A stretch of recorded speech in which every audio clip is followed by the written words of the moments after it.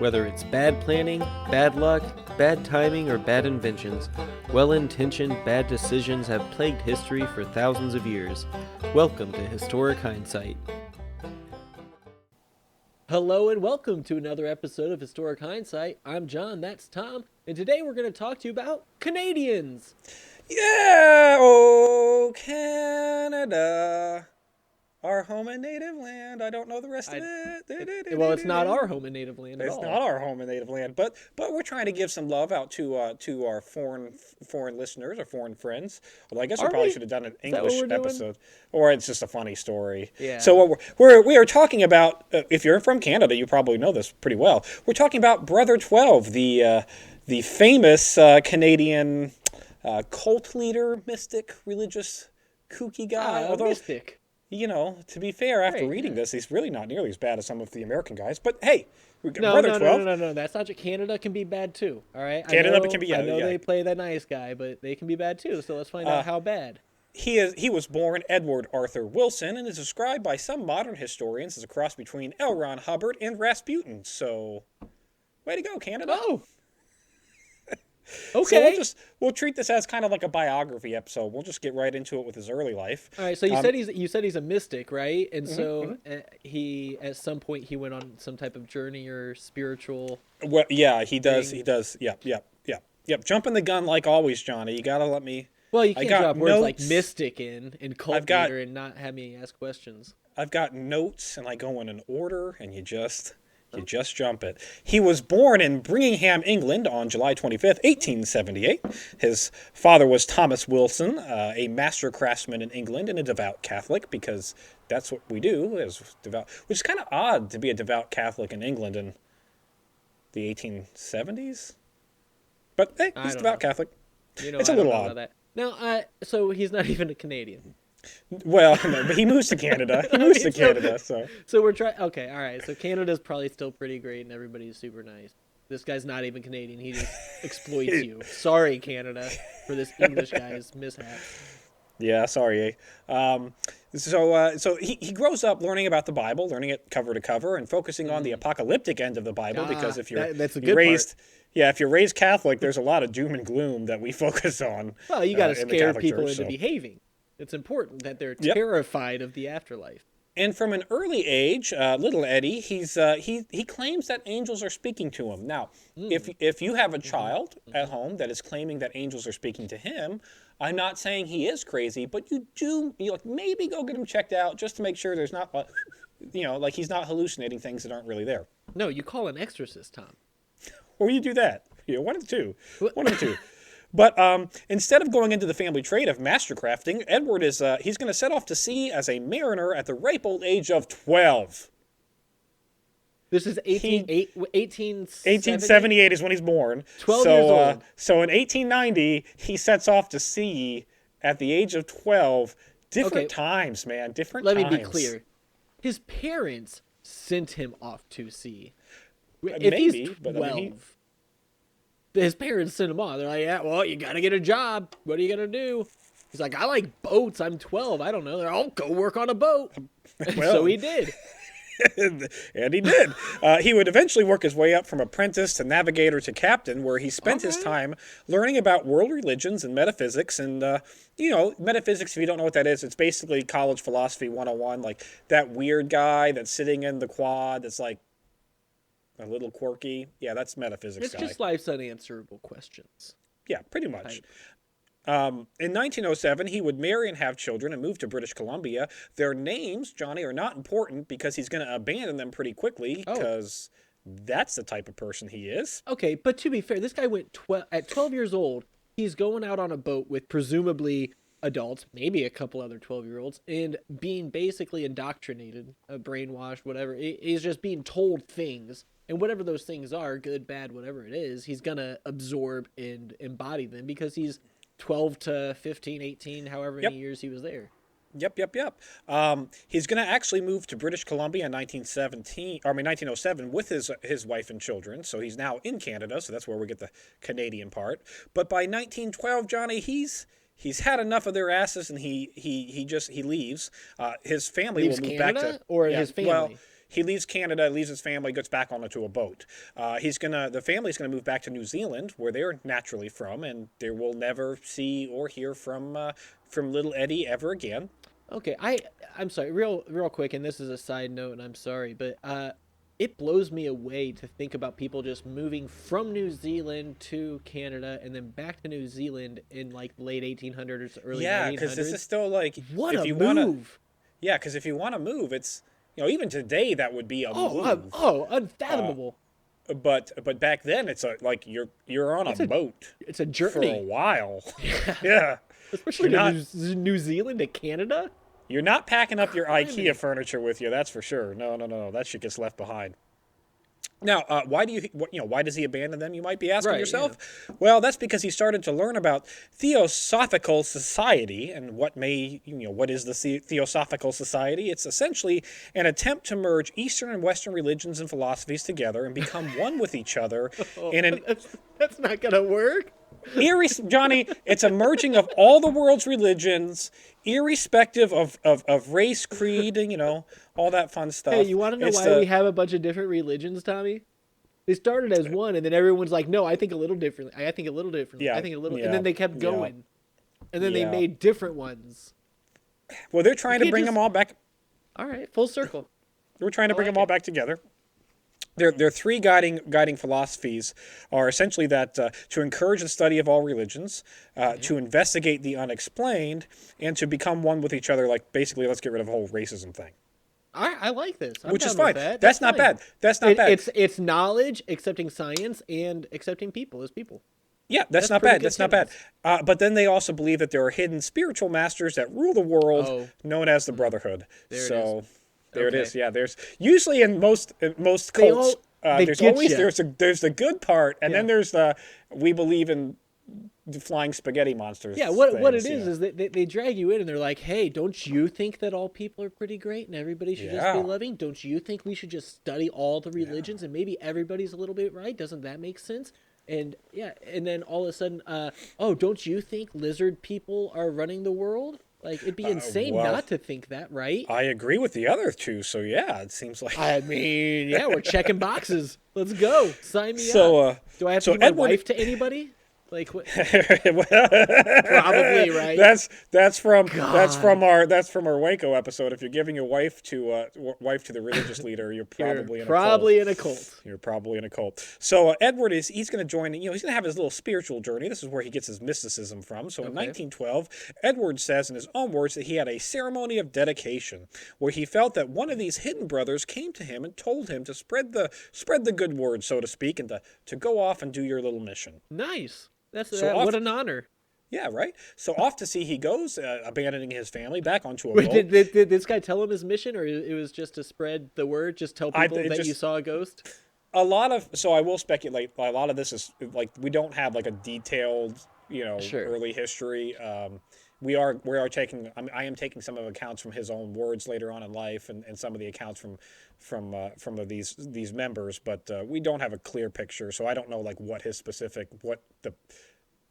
mission brother was, deity said to him, where he was going, why he was trying to go there. This isn't the Bible written down in like translated in 80 different languages. He kind of goes off the map until 1924 when he winds up in the south of France, impoverished and in failing health, because he left for sea for 12 years or whatever. Yeah, no doubt you're. He's been on a boat. Yeah, he's been on a boat his whole life. He's got scurvy. Scurvy. One day while sick, he sees a floating Ankh, which is an Egyptian cross. So if you're familiar with the circle at the top? The circle at the top, yeah. He sees one of those things floating, and it begins to speak to him. And this Ankh was taken to be an Egyptian deity by Edward. And Edward believes that to be the Brother 12, the master of wisdom, who's speaking to him directly. Because right. And not special. Because he's in poor health or hallucinating or has schizophrenia or any of those other things. Right, he probably does have it. Yeah. Okay. All right, that's fine. That's great. Good. A burning bush talked to Moses, and everybody is down with that. So why can't a Egyptian Ankh talk to Albert, or Alfred? What was his name? Edward. Edward. Eddie, little Eddie. So little Eddie believes that Brother 12 disclosed all the world's secrets to just Edward, All of including that them? there was all of them, including Johnny, that there was going to be a brave new era, dawning of a new age, right? Okay. The dawning, and I shit you not, the dawning of the age of Aquarius. This is the dawning of the age of Aquarius, the age of Aquarius.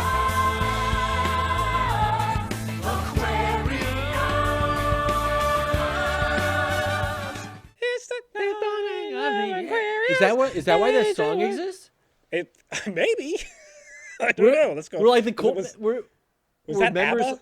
I think that was ABBA. I don't know. Are they like children of the cult members or something? Maybe. We'll have All to right, we look got to into do that. I some. don't know. We got to deep dive into that. So, anyways, the dawning of the age of Aquarius is upon us, and him, only him, is the one who's able to, like, be honored with this knowledge and to go out and and prepare for the dawning of the age of the Aquarius. Man, what an undertaking this guy has ahead of him. Right? Now, you may ask yourself why an Egyptian deity, and this is speculation on my part, but I'm going to say firmly that this is what it is. So, why Egypt, right? Well, in 1922, we rape and pillage the tomb of, discover the tomb of King Tut. Yeah, scientists and, perform examinations on the discovery. Yeah, and that reinvigorated, archaeology. That the hell, the Indiana Jones movies and shit were still all about Egypt, Right, yeah. Yeah, Hitler would go off and find it his opened fun up stuff in this Egypt old and- world yeah, that it does. People didn't realize exist or cared about before. And now And all so of a sudden, that's- it was everywhere. Everybody was Yeah. caring about it. Everybody was talking about, hey, they found some mummy in a tomb somewhere or whatever. Yeah, and that's my speculation as to why I think he's His it's an brain Egyptian went god and to not the somebody- yeah. Egyptian thing. Well, And and plus also he's traveling on boats, so we don't really know. He could have been studier- to Egypt too. Yeah, we don't know. He's a studier of religion too, and if he's going to study all the religion, he's going to study the ancient Egyptian religions and the hieroglyphics and their gods and everything else too. So, yeah, he's probably just got a lot of that in his mind anyway. Could be. He would go on to write his manifestos, Johnny. The first one is The Three Truths, a simple statement of the fundamental philosophy of a life as described and shown to Brother 12. So if your title is that long, sum it up a little bit, buddy. That's Now, and that's the that's thing. a mouthful. It's that title, but it's Three Truths. Yeah, The Three Like, Truths. that's succinct. I like that. I can get down with just You can bang, just be bang, like, bang. That's it. The We're Three done. Truths. That's all you got to know. Boom.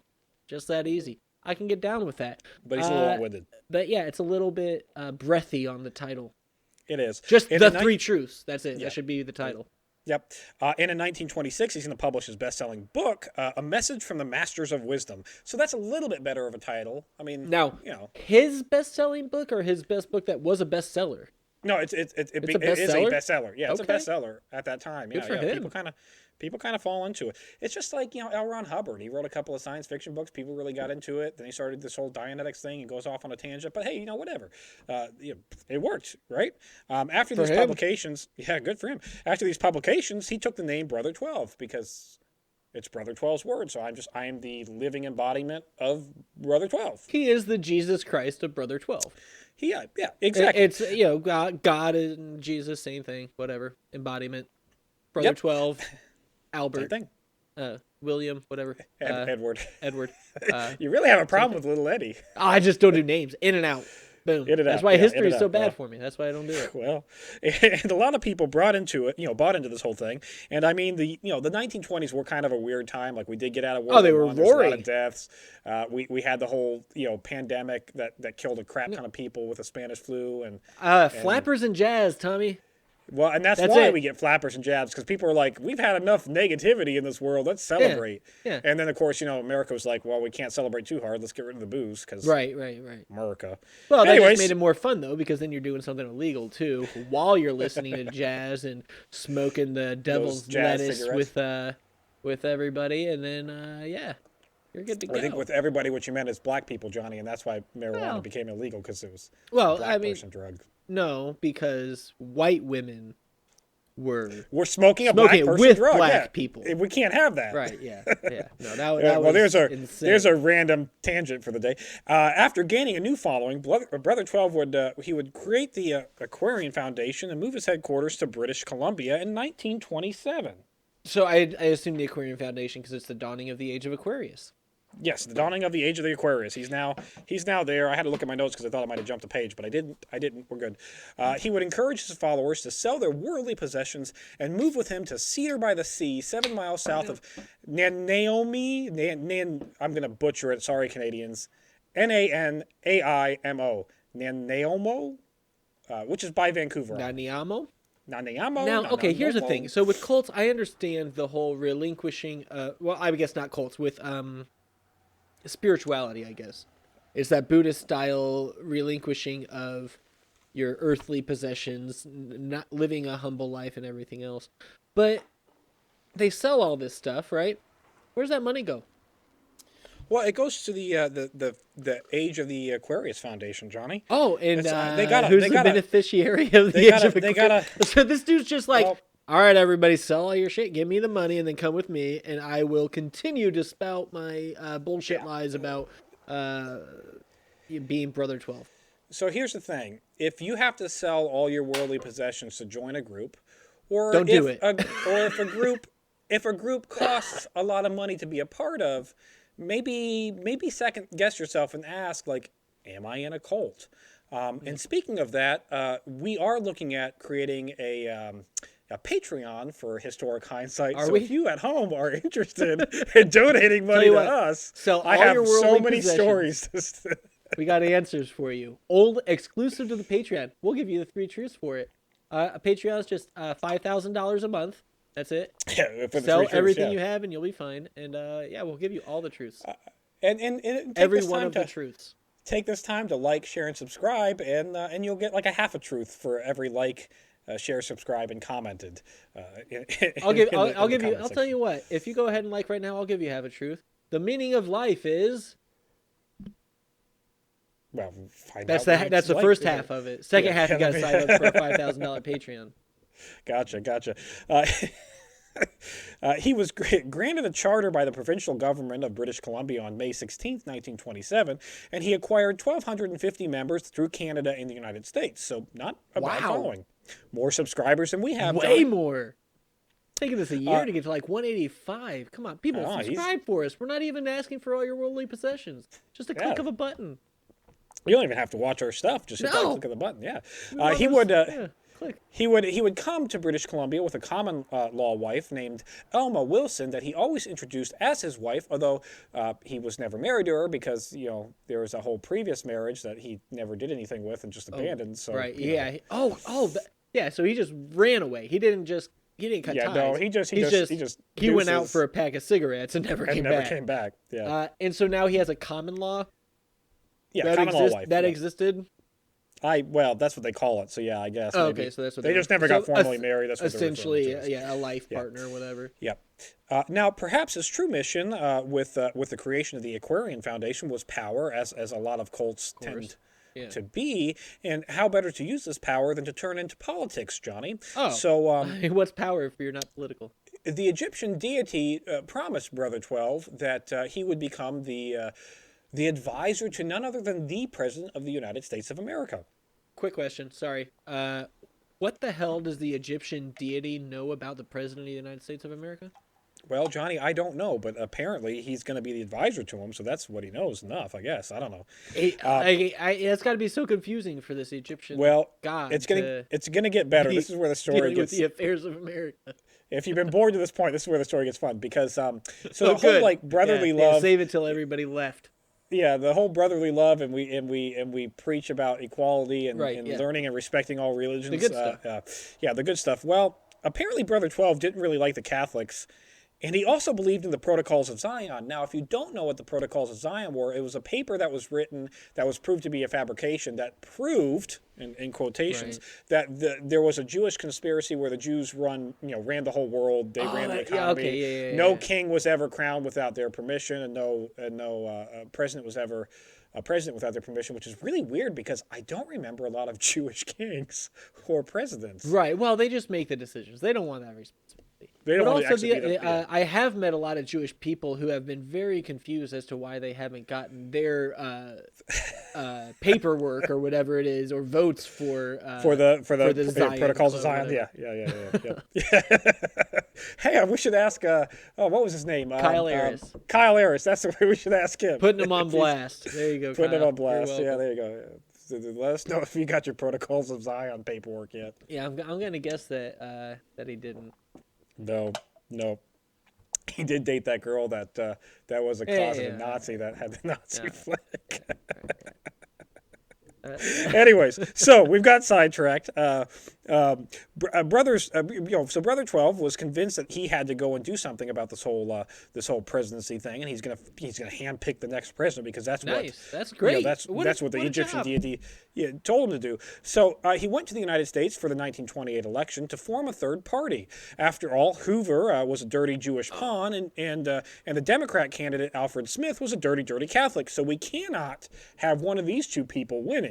So this fool actually tried to go third party in the United States. Yeah, and so Brother 12, by the way, and if you look up the 1928 election, there were a lot of parties that put up, third-party candidates. There was communists, there were, You there want to were know the problem, socialists. Tommy? You want to know the problem? Yeah. However many there were, every single one of those additional are considered third party. Yeah, Because they are. only two And- matter. Only two have ever Yep. mattered, and that's all that matters in the United States. The funny thing is, when you go up and you look at who his third-party candidate is, like go to Wikipedia, look up 1928 elections, you're not going to find the name of his third-party candidate in that role because Did he we'll not get the there. funding, Well, or- we'll Okay, get there, all right, Johnny. all So right, just all give me 2 seconds. So I mean, I Brother didn't 12's jump the gun. That candidate- was you I know jumping that the was me. gun. I jumped in my own gun. I didn't do Brother that. 12's candidate, his candidate of choice was Alabama Senator James Thomas Heflin. James Thomas, not Thomas James. So don't put me in the same camp as this guy. James Are you Thomas Thomas Heflin. James? Yeah, I'm Thomas James. I didn't know you were this Thomas is, James. This is James. So you're Thomas basically Heflin. this guy. Well, I'm not, because But basically.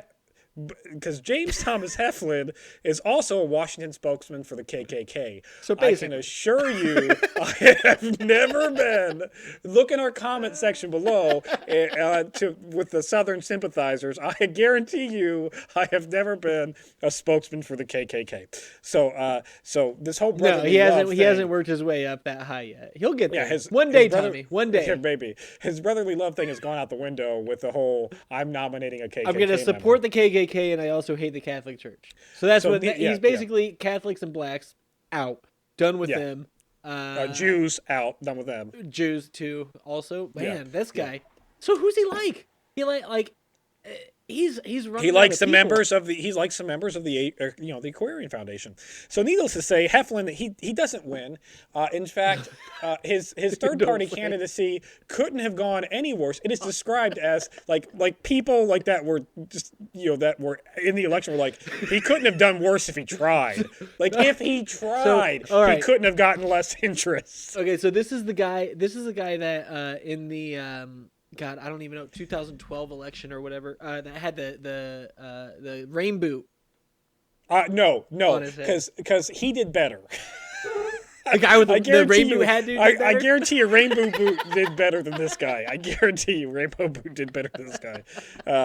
But anyways, while on campaign, he would meet Myrtle Baumgartner, who was looking for answers because her husband was injured in an accident, and he's now kind of paralyzed. And he was a doctor, and he's like that luster's gone now because he's paralyzed. And Right, Like if, he's not like making. my the money wife that has he told used me. to.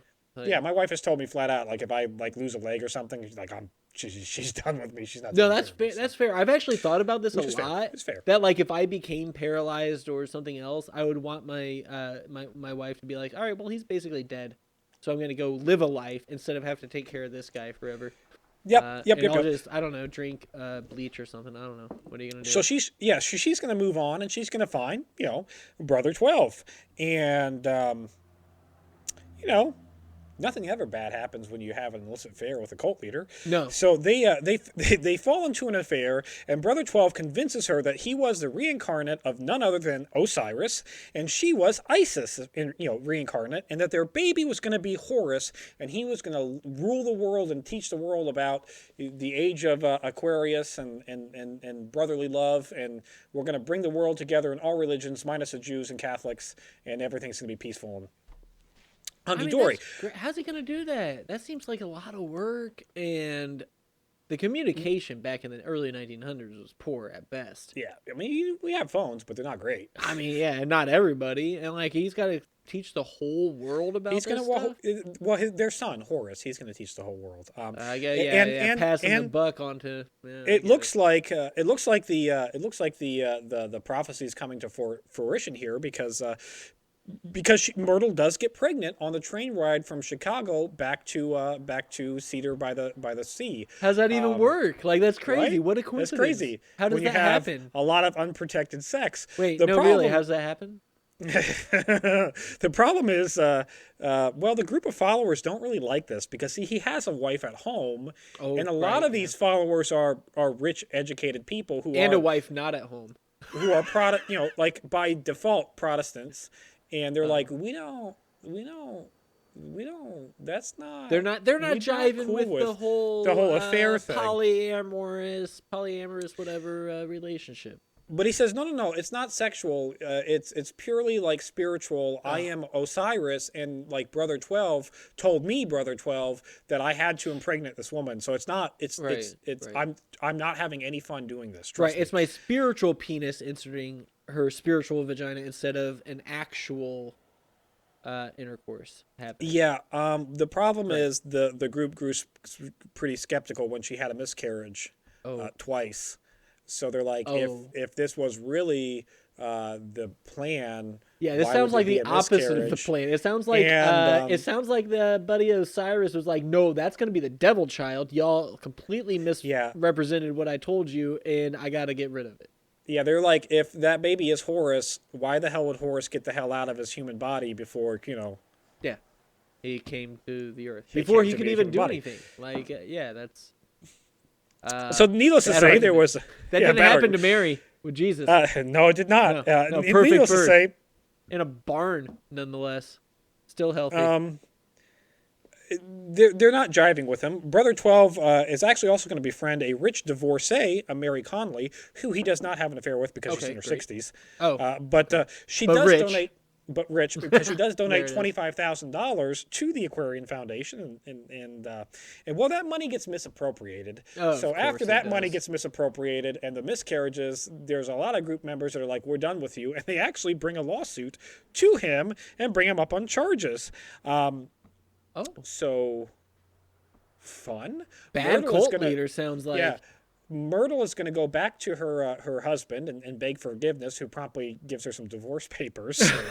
I'm sorry, I brought you these divorce papers. That's what you asked for? No, you asked for forgiveness? I'm sorry, I misunderstood. Here are these. Thank you for not coming back ever again, and have fun with your cult leader friend. So he is brought up on charges. The provincial government of British Columbia brings him in. But in court, Mary Conley is going to testify that the money was a gift specifically to him and not the foundation. And so eventually the charges are kind of sort of dropped, and everybody kind of sort of forgets about it. So basically, it got into a tricky, hairy court conversation where nobody really knew exactly how the money got transferred over. It wasn't allocated to a certain thing, and he just said, "I considered it a gift, so it's mine." Yeah. And Brother 12 is going to claim that he had divine intervention and made people forget their testimonies and faint on the stand. And so, that confused everything even more. And, it's a really weird... What? If I had more time, I think I would dive into these court cases. Maybe that's another episode. Maybe. But we'll see how low we get on all these, on our ideas. But, the court readings from that might be pretty fascinating. After his falling out, he was able to gain a new band of followers and expand the foundation. Yeah, he gets a whole new band of followers. I mean, when you got it, right? When you got it, he's charismatic. If nothing else, he's got it. He's got it. He's got whatever it is. He has it. Yeah. He he expands his foundation to 2 adjacent isles of Valdez and de Courcy, which are right next to Cedar by the Sea, and he changes the name of the foundation to the Brothers Center. So. Oh. Okay. Now you have to actually be invited to join, and in order to join, you have to sell off all your worldly possessions, change the currency. Yes, change the currency to gold, and then give it to him. So the foundation can have money to build the new city on these islands. But I'm sorry. You can't go and spend gold. Well, So here's where. So I'm glad you brought that up, because at this point in time, at least in the United States, I'm not sure about Canada, but at least in the United States, we were still what's called a gold standard. So changing your money to gold is very easy. You could take your $20 bill and change it in for a $20 gold piece. Right. And that's what they did. They changed it for gold coins. And then he took these gold coins and but that has to then be transferred back. If you want to spend it. No, you could. Back then you could take that $20 gold coin and you could just. And that's spent like money. Yeah. So he took these gold coins and he put them in mason jars, and then he filled those mason jars with wax so the gold coins didn't jingle and jangle. And then he constantly moved the hoard of gold from like location to location to location because he didn't want people to steal his gold. He's a leprechaun at this point. He is a leprechaun. You'll never get me gold. Damn it, Johnny, do that some more. I love it. You need to wear. No, that's all I got. That's You're it. a perfect little leprechaun. I would be a good leprechaun if only I could do the accent. Man, dude, just you gotta wear Dance green around. You gotta like go out to St. Patty's Day and do that. I would be. I do have the build and height for a leprechaun. Or hobbits is. Or hobbits is. That's why. That's Hobbit Mob. That's my given name. Now, why at this point you might be asking for the second group? Why would people follow this guy? Because at this point, it's like he's already been accused of money laundering. Why would people follow him again? I just assumed they didn't know about that. Possibly. He does accurately predict the stock market crash in 1929, and people panicked and they're like, "Oh my God, this guy predicted it, so he must be a divine entity." In what way? He predicted like in the stock market was on a bubble, it was inflated wealth, and it was going to collapse and crush the society. In 1929. Yeah. He said that it was going to happen in 1929. Well, I know, but but because anybody can say the stock market's on a bubble, it's going to crash anytime it starts going up, and we'll pay attention when they're right, but we're going to discount it every other time. It doesn't matter because there was a ton of economists that were saying that. Like, right, yeah. Nobody should have been surprised at the 1929 collapse. No. It should not have been. No, it's just like the more recent GameStop. Thank you for bringing that up because I was talking about. I was talking about when hedge funds went off and started short selling stocks beyond the stocks that are available. Like stock is now over 100% shorted. It doesn't take a genius to go, well, what if we just buy that stock and let's ramp it up, buddy. Ramp it up. No, what it takes is a Redditor. It does. It does. So he's a Redditor. That's why he's a Redditor. So that's why he's got a following. He's an early Redditor before Reddit was a thing. Now, if you know Egyptian mythology, you know that Osiris had 2 lovers, not just one. He had Isis and the evil she-woman devil that drug him into hell, Nephthys. Nephthys. Leave her out then. Like if you're gonna relive his life, just do the first one. But he doesn't, because what happens is one of these new members is Edith Mabel Skotowi.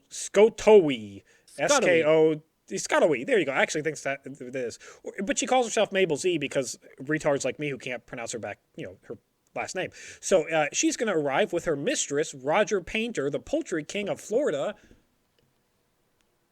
What? The poultry king of Florida? Poultry king of Florida. Is Florida a big poultry state? I don't know, but he's the poultry king of Florida, and he's going to bring with him $90,000 and his mistress, Mabel Z, and he gets the title Brother 9 because he brought $90,000, so you get the title Brother 9. But he's going from Brother 12 back, so it's like ancient, so shouldn't he have more say?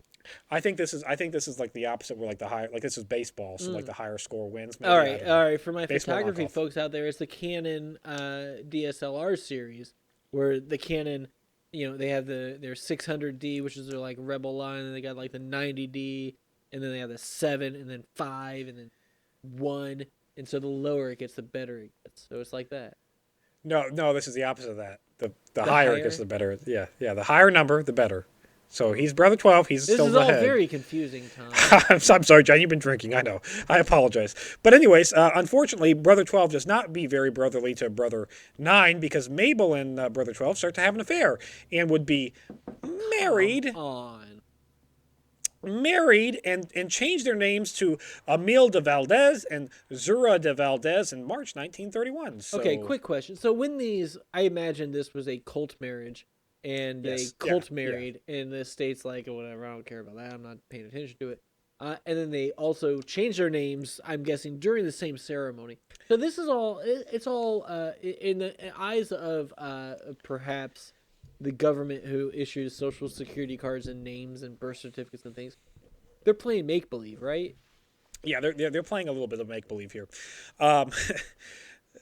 So they're married, they change their damn names, and she starts taking over the day-to-day running of the colony. And Brother 12 would take a trip to England. While she's running the day-to-day colony, she's a little bit of a pre-Hitler, so Oh. she's very demanding and treats the followers like slaves who gladly are like, this is just a test of my faith, so I must do it. Yeah, of course, yeah. Yep. Yeah, not great. And- So what? I mean, she got power hungry. She Went got on a power hungry. trip. And when he comes back from his trip from England, he's a little bit paranoid of the provincial government, and he thinks that they're kind of after him. So he literally spends money and time building artillery bunkers on these islands and created gun manufacturing facilities on the island to like stockpile weapons against the provincial government that he's afraid is going to come and shut them down or kill them or something. Like bunkers that he is building, that he makes the women and children like constantly man and patrol these bunkers of artillery positions. And he has the money to do this because everybody just sold all their shit Gave him and his came gold, with yeah. him. And that's it. So he's just got unlimited funds, probably mental illness.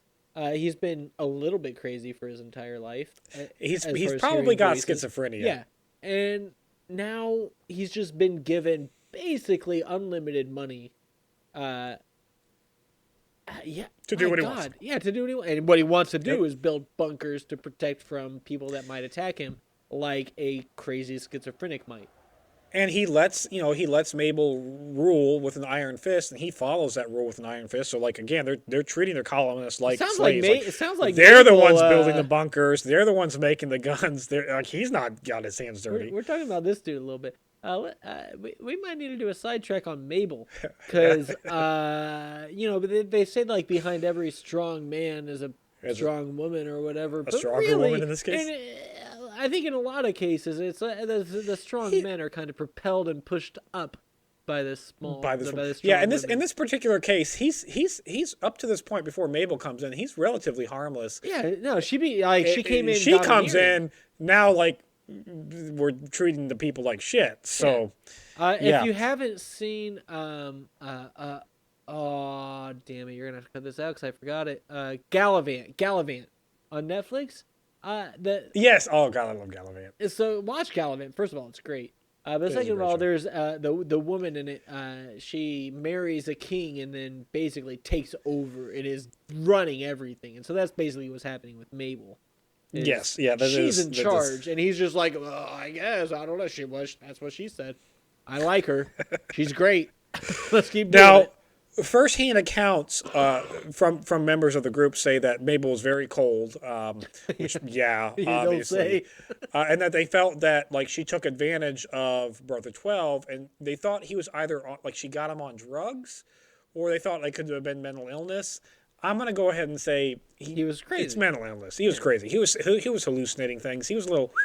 And Yeah. like it was maybe syphilis, because syphilis will make you do that. So maybe he got syphilis Maybe, from an but early age. also a lot. He of was men- 12 a at lot of- sea. Yeah, a lot of mental illnesses can make people pretty easy to manipulate if you know how to manipulate somebody with with particular tics, whatever they got going on. Yeah, So yeah, she, exactly. She was just a manipulative person that found him and was just like, all right, yeah, I can make him do whatever I want, basically. But by 1932, the group was like, yeah, we had enough of this. Mary Connolly, you remember her, the $25,000 donator and savior of him in his first court trial, and an Alfred Barley, they were like, yeah, they're kind of co-founders, and they're like, yeah, we don't... You're going off the deep end, bud. So they moved back to Cedar by the Sea, formed their own new Brother 12 religion, and denounced Brother 12. They said, Brother 12's out of here. We're going to go with his original teachings of the Aquarian Foundation. And herein lies their very first goal of bringing all the religions together. They literally tried that. And then what happened was a couple of years later, they're like, we got to split into two different religions. And then they split. It's just crazy. But Brother 12's increasing insanity and Mabel Z's tyrannical rule continued. And at some point, it was the breaking point for Connolly and Alfred Barley, who attempted to recoup their money that they gave him by bringing up a new lawsuit that they would file. So they gave him the money. It all goes all right, back to if this goes to Judge Judy's saying, don't be such an idiot, don't give him your money. What are you doing? Well, the court hearing is going to be held in that city I can't pronounce. Nananomi. In 1933. Nananami. In 1933, in what is described as one of the strangest cases in Canadian law, where the court of law heard testimony about how Brother 12 tried to kill his enemies and government officials with black magic. Like, you had a serious court of law that had to hear well, he had this voodoo doll and he was poking it and he thought it would work and we thought it would work, so it's attempted murder, right? I mean, this is me. This is if I were to draw a satanic circle in the middle of my garage floor and be like, I'm going to murder so and so. Just threw down a doll. That's what they were doing. You had an ex-girlfriend that did that to you once, didn't she? She didn't want to kill me, Tom. It was a love spell. Oh, I'm sorry. It was a love spell. Trying to get your back. Did it work? It didn't. No, it didn't work. She must not have been powerful enough, or must not have wanted it. She was a young witch, Give her a break. Young witch, yeah. We'll give her a break. The court would actually rule in favor of the plaintiffs, but it meant absolutely nothing as Brother 12 and Mabel fled the country with all their gold. Their waxed up gold. Brother 12 was able to escape process servers for years by living under the name Julian Churchon Scotowy in Devonshire, England. Yeah, that's how you get away. You get a name like that. Which is hilarious because he took the last name of Mabel's husband, whom she abandoned. Right. So, yeah, good on you guys, I guess. It's hard to come up with names. It is. Now, the couple would arrive in Switzerland in 1934 to seek medical help for Brother 12 because... Scurvy again. They would seek help from Dr. Roger Schmidt. Now, Dr. Roger Schmidt was actually a former member of the colony and was... What? And he was unable... Small world. He's unable to help, Brother 12. And Brother 12 is going to die... Brother 12 is going to die on November 7th, 1934 in Switzerland. At least that's what the death certificate that Brother 12, not Brother 12, but Dr. Schmidt wrote said. Yeah. But there was actually a credible sighting of Brother 12 in San Francisco in 1937. So we don't know for sure if Brother 12 died in Switzerland. They made up a death certificate. Death certificate said. Yeah. Or if he still lived for a few more years. We actually don't really know what ultimately befell Mabel or Brother 12. I mean, at the end of the day, it sounds like they had a hack doctor from Sweden or wherever. Switzerland. Yeah, whatever. I said or whatever, so one of those Nordic countries. Yeah, the Swedes, whatever. They had mountains. It sounds like he paid off one of them to write a death certificate for him, so he could just go do whatever he wanted with his gold that he had in wax mason jars in case. Could you imagine getting that gold out though? What a pain.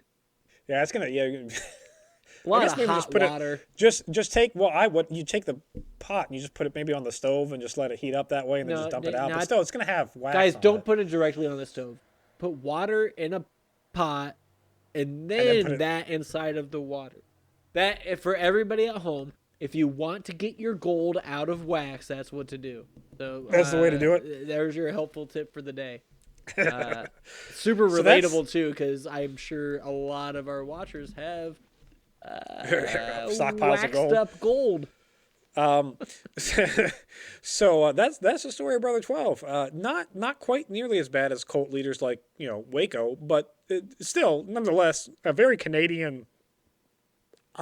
Just odd, not evil. Nobody just, died. A little bit greedy. A little bit. No mass suicide. Yeah, less killing than most American cults, which is nice. Yeah, it's nice. It's Less nice. polygamy also than most. Yeah, Americans. just some polygamy, some, but not a lot. No. but not a ton of it. So not bad. Yeah.